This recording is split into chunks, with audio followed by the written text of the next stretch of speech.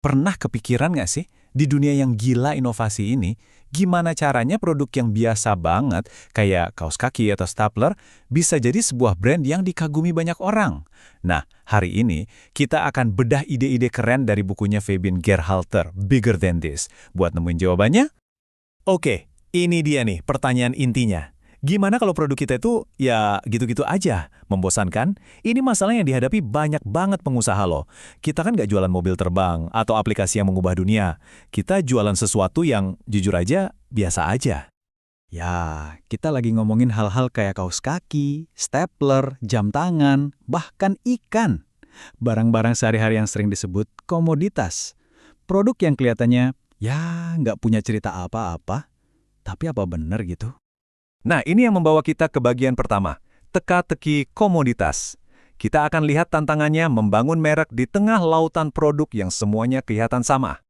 Coba bayangin, di lautan produk yang mirip semua, gimana caranya biar merek kita dilirik? Sebagian besar bisnis sekarang kan nggak menjual sesuatu yang benar-benar baru. Mereka cuma jual versi mereka sendiri dari produk yang udah ada. Makanya, nyari pembeda itu susah banget. Nah, Danny Meyer, pendirinya Shake Shack, ngejelasin ini dengan pas banget. Dia bilang, benci sih ngomongnya, tapi kita semua ini jualan komoditas. Yang bikin Anda mau balik lagi atau enggak adalah gimana cara kami bikin Anda merasa. Nah, ini kuncinya. Ini bukan soal produknya, tapi soal koneksi emosional yang kita bangun. Terus, gimana caranya kita menciptakan perasaan itu? Jawabannya ada di bagian kedua ini. Menemukan NDNA Anda. Oke, sebelum lanjut kita samain persepsi dulu ya. Apa sih komoditas itu?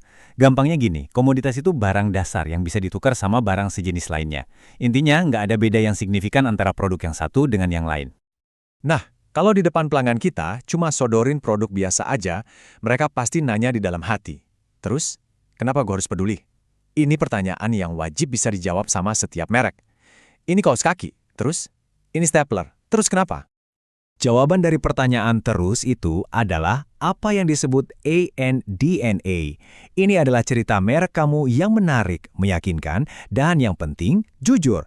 Cerita ini nambahin satu lapisan baru ke DNA produk kamu, jadi lebih dari sekedar barang biasa. Ini benar-benar mengubah cara mainnya loh. Sekarang tuh kenapa kamu ada dan gimana kamu beroperasi, itu jauh lebih menang daripada apa yang kamu jual. Konsumen sekarang tuh nggak cuma beli produk. Mereka membeli keyakinan dan cerita di baliknya. Oke, sekarang kita masuk ke bagian yang paling seru, bagian praktisnya. Ini dia, bagian ketiga. 8 cara untuk menjadi lebih besar. Anggap aja ini peralatan buat ngebangun ANDNA kamu. Kita bakal bagi jadi 2 kelompok. Yang pertama, kita sebut aja merek yang punya jiwa. Ini semua tentang identitas inti merek. Ada kisah, keyakinan, tujuan mulia, dan warisan. Pertama adalah kisah. Ini tuh momen ketika cerita di baliknya, siapa pendirinya, gimana proses pembuatannya, justru jadi lebih besar dan menarik daripada produknya itu sendiri. Contoh paling keren itu Fish People Seafood. Mereka jual ikan, tapi mereka ubah itu jadi sebuah pengalaman. Kamu bisa masukin kode buat ketemu sama nelayannya secara virtual. Ini menciptakan koneksi personal yang nggak bisa ditiru sama sekali. Selanjutnya, tujuan mulia dan keyakinan. Ini bukan lagi soal apa yang kamu jual, tapi apa yang kamu perjuangkan. Merek kamu jadi simbol dari sebuah gerakan atau nilai yang lebih besar. Bombas itu contoh yang pas banget.